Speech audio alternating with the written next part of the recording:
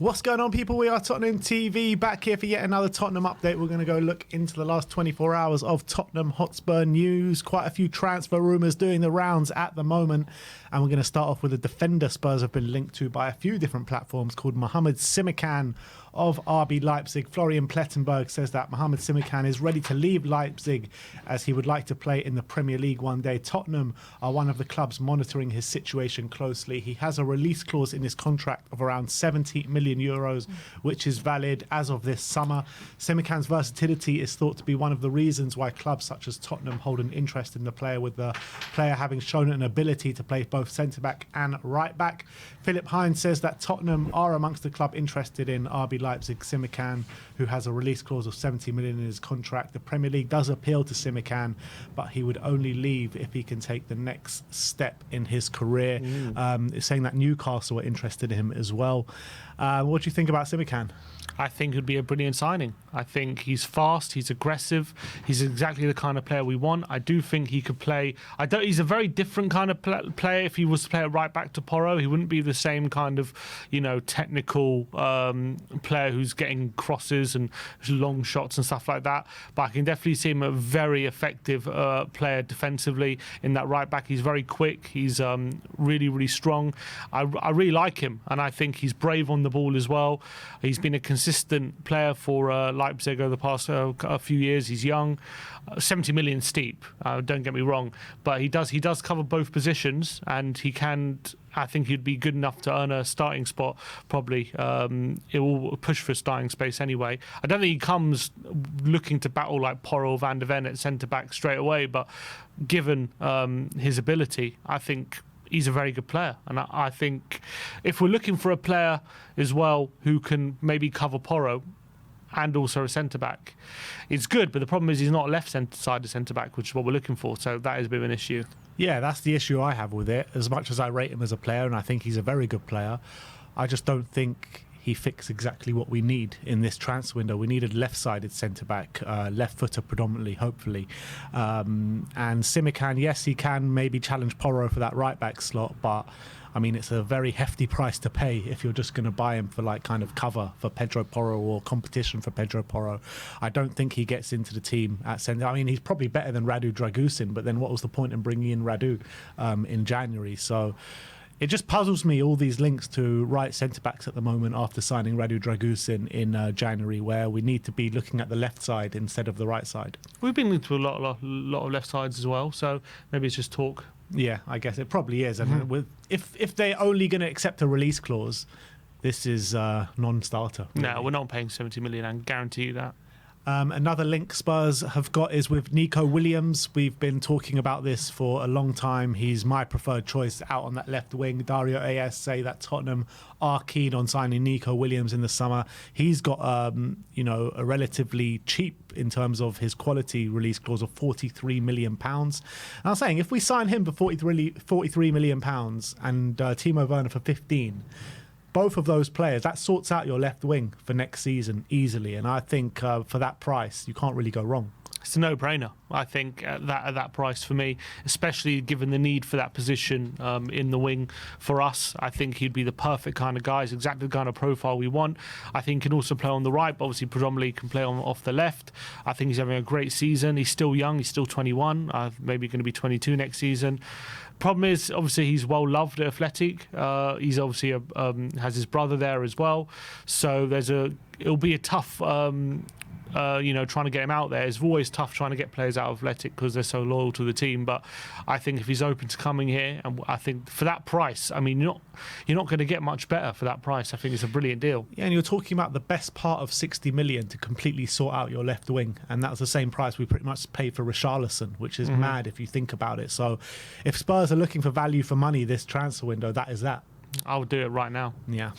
Let's talk about Tosin Adarabioyo. Once again, the Guardian say that West Ham plan to enter the race for Tosin Adarabioyo on a free transfer this summer.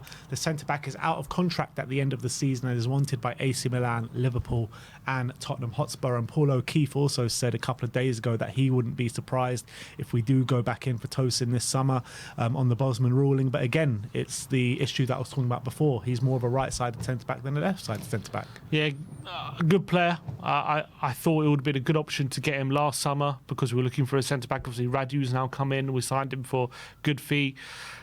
I think if we didn't sign Radu, then I'd be all over this Tosin deal. But the fact is we did, so I don't really see the need for him right now.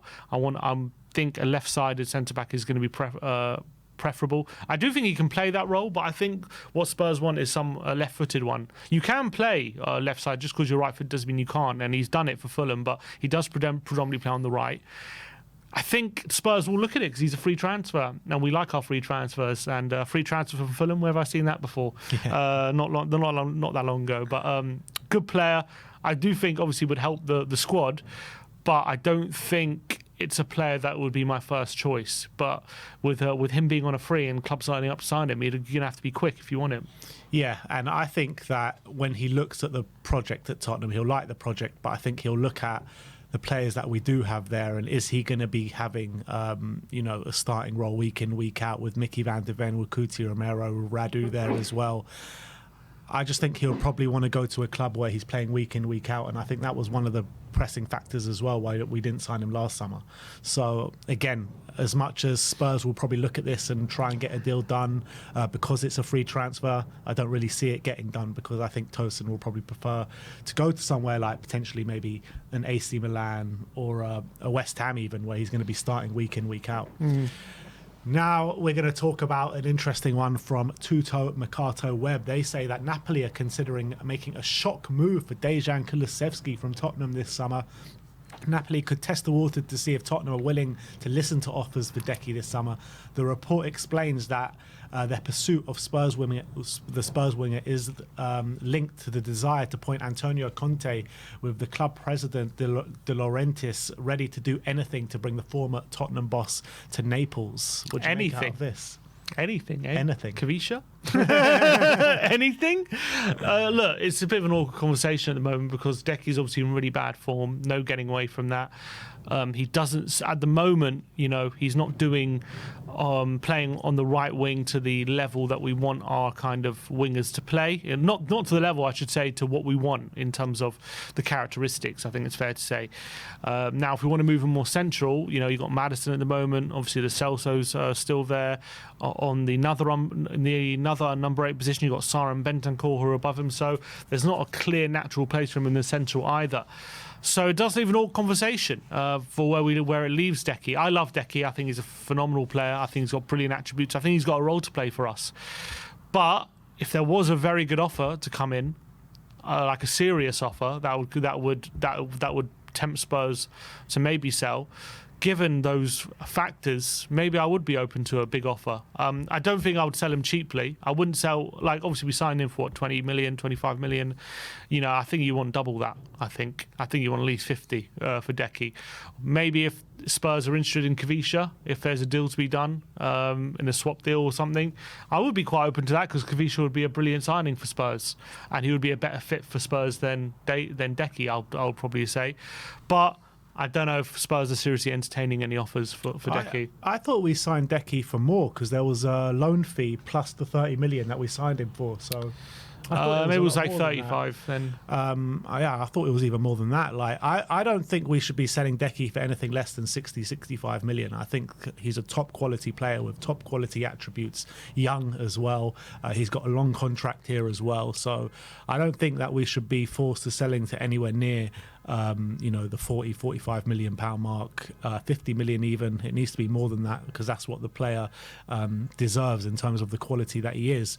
I agree with you. I don't think he fits in on the right hand side of the attack anymore in terms of what we're trying to do, but I do see a room for him in the middle. I don't think Giovanni Lo Celso will be here after this coming summer, so I can see him taking that spot in the squad and fighting Maddison for that number 10 role in the midfield. And as well, when we're playing against low kind of blocks, we can play him alongside Maddison. So even if he's fighting Maddison for that role in the middle of the park, I still see him having more than enough minutes in a season to keep him happy. Yeah, I do, for sure. But is that what he wants? Does he not want to be a star player? He's a star. and he should be a star for Spurs. And he was, I thought, at the beginning of the season. First 10 games I thought he was brilliant, but look, no getting around it. He's for a few months now. It's not been the same level for one reason or another. And you can't really blame injuries or anything like that for it because he's pretty much been available the whole season. So it's hard to put your finger on what's happened with Decky. The last few games, especially, his confidence has really dropped. Obviously, I'm a big believer in Decky. I love him as a player, and obviously, I think the stance should be he's not for sale, but if there is a chance to get Kavisha and they want Decky and Decky's open going there, I wouldn't be completely close to that. Look, if we like, how do you see a deal looking for Kavisha and Decky? Because like Kavisha's value is probably like north of 100 million, something like that. Yeah, it'd have to be money plus Decky. Like 40 million plus Decky, something like that. 30 plus Decky, surely. 30 plus Decky. That tests the waters. Yeah, I'll definitely accept that. I think Kavisha is one of the most perfect wingers that we could sign in the system that we're playing. So if we could do a deal like that, I'll be very much open to it. But yeah, I completely agree that the stance should be not for sale. But we'll see what happens in the summer. Although I don't really see Napoli kind of stumping up the cash. We know like teams from around Europe are kind of hard of cash. And they're not going to be spending like 60, 70 million on a player, are they? Mm-hmm. It is Tuto Mercato Web, to be fair. Yeah. And last but not least, let's talk about Bryan Gil. As Sevilla publication Vamos Mi Sevilla say that Tottenham have already written off their investment for winger Bryan Gil. Spurs head coach Postecoglou is willing to let the winger leave on a permanent basis and are demanding €6 million for Gil. Yeah. It's time to cut your losses, I guess. €6 million. We spent 25 million plus Eric Lamela. Yeah, but unfortunately, in what he's shown since he's been here, has he shown anything more than that kind of fee, to be honest? Unfortunately, in a Spurs shirt, anyway, I should say. I think when he's been on loan, he's been a bit better, but unfortunately, the when he's been in a Spurs shirt, the opportunities he's had, he just hasn't done it. He hasn't been shown he can play in the Premier League. He's now, nearing 24 years of age. He's not a youngster anymore. And he doesn't look like he's ever going to be the right fit for us. And teams know that we tried to sell him before and we weren't really getting the offers. We're not going to get anywhere near our money back. And who's really going to be spending big money on him right now with what he's shown? So unfortunately, you just got to take what you can get. As much as I don't think he's a £6 million player. I think he is worth more than that. But we aren't going to get more than that right now. Yeah, you'll kind of think of him as like a youth player still. And he's like 23 years of age. He's like, what, same age as Decky? Yeah. More or less. So, I mean, you look at those two players and you just can't believe that they're actually the same age. 2 years left in his contract. His contract runs till 2026. So I guess this summer is the time to sell him, isn't it? So, well, last summer was probably the time to sell him, really. But, yeah, I think Spurs will listen to offers and I think it will get done this summer. And that brings up the need to sign a winger even more so with Bryan Gil going out the door. But that is your Tottenham update for today. Let me know in the comment section below your thoughts regarding all the news stories we've brought to you today. Like, subscribe and comment. And as always, come on you Spurs.